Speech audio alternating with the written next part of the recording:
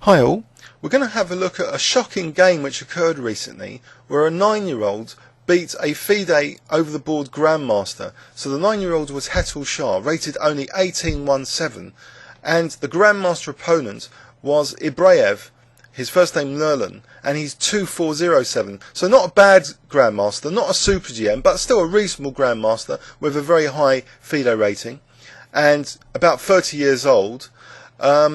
So Hetul's 9 years old and he's playing black. So not only he's playing someone 600 points higher than him, he's also having the black pieces. So what did he use? He used the classic Roy Lopez, and in particular we have here the variation where black's not playing the marshal but playing more solidly to gain some expansion on the queen side. So black plays now knight a5.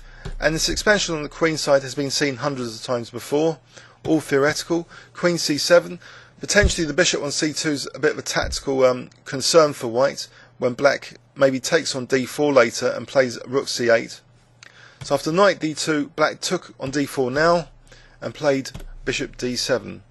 So that's quite a good move. Bishop b7 I think could also be considered. But white plays knight f1 now, and now rook fc8. All standard stuff so far. Knight e3, logically protecting the bishop. To knight c6, white played a3 now. So he wants to stop any knight b4s from black. Bishop f8, not a bad move. White plays though the first blunder, b3. So maybe he wanted a temporary pawn sacrifice on d4, say ed4. Now here, knight takes d4 is not as good as just sacking the pawn, because this kind of line, according to Ribka, black has d5 here, so this could be quite dangerous for white.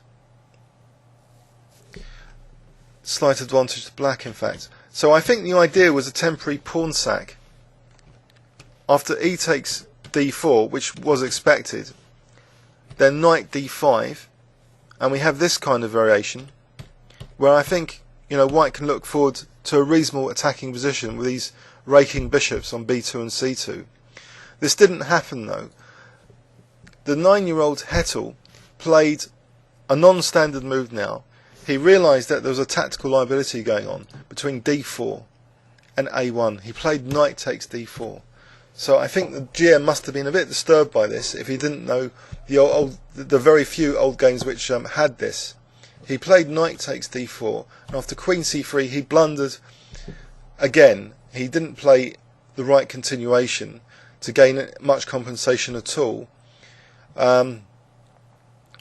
He could have just moved the rook here to try and minimise his losses. Say he moved the rook, queen takes d4.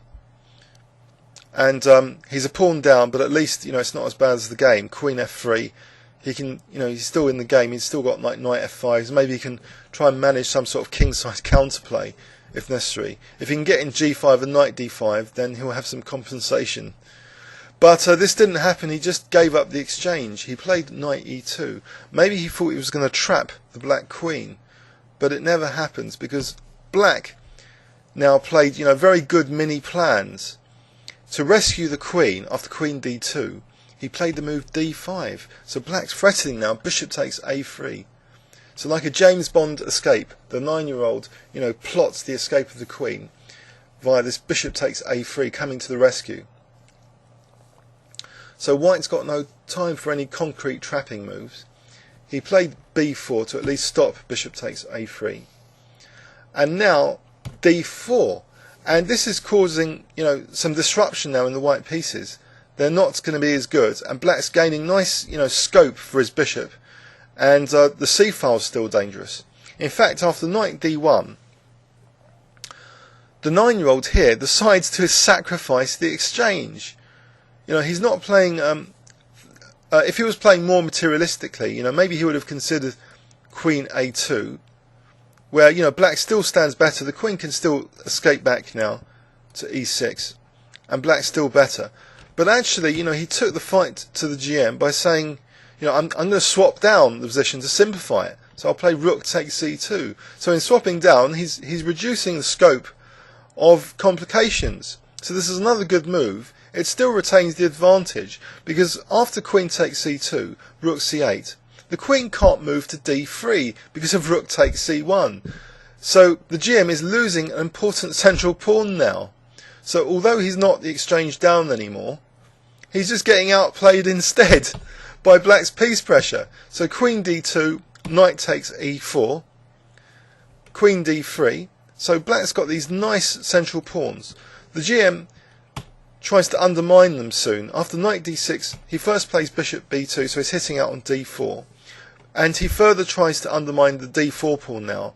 After queen a2, he plays f4. So he's trying to create some complications here and outplay his junior opponent. Black, though, played queen c4, a nice move, using that c-file trump, trying to swap off queens. And now d3, so pushing white around a bit now, not accepting, passive play, doing something with against f4, but creating his own threats.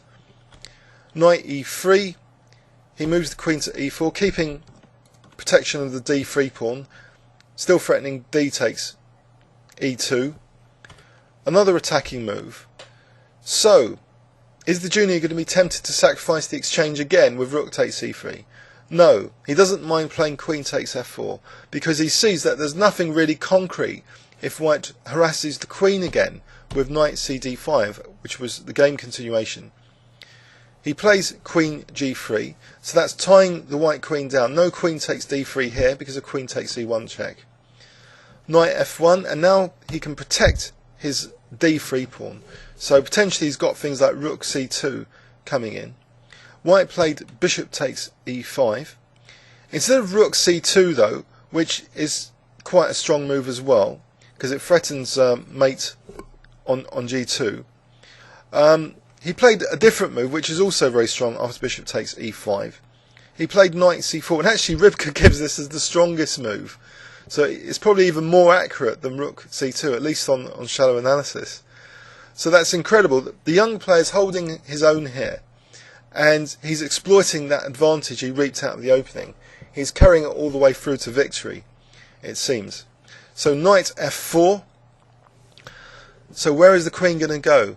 The queen plays a check, forcing another passive move by white, king h1. And now further simplifying down, reducing the complexity of the position, making sure there's going to be no slip-ups. So rook takes e5, bishop d6. Let's assess this position. So pawns, how are we doing on pawns? 3, 4, 5, 6 against white's 1, 2, 3, 4. 2 pawns up. That's good news. Minor pieces, 2 raking powerful bishops against the 2 knights. The bishops are better in theory, but the knights can be tricky. But in this particular position, the rook has to move. If it moves to d5, bishop takes f4, rook takes d7, then this d pawn comes into its own. d2 here looks strong. Say knight takes d2, now queen c6 according to Rybka, and this isn't very good. What is happening here with the white rook? Say rook d3, check, and this will be mating. So this bishop shows it's quite dangerous in this position. So basically, after bishop d6, white played rook e4, and now Hetul put his other bishop on a very nice diagonal, and it's black that has the raking bishops, in contrast to the opening, where white had hoped to have such bishops against black's king. So this is quite a depressing position now for the Grandmaster. What does he do? He has to move his rook again, or so it seems. In fact, he doesn't move his rook. He creates a pin, which unfortunately for him backfires tactically very soon. Even if black had taken the rook on e4, this is not lethal for black. Queen takes c8, the bishop can retreat, and black's still clearly winning. But Hetul played another nice move. He played queen b7, so he's doubling up a battering ram against g2, and he's also creating another tactical vulnerability. This queen, because of this potential for bishop takes g2 check, which occurs now after the rook moves. Lovely move to play against the Grandmaster. Bishop takes g2. just winning the white queen. So knight takes g2, rook takes c1, rook takes c1. Black's only real concern about losing would be through the back row mate. He first attacks the rook, so exploiting that pinned knight for the moment, and the rook moves to c3.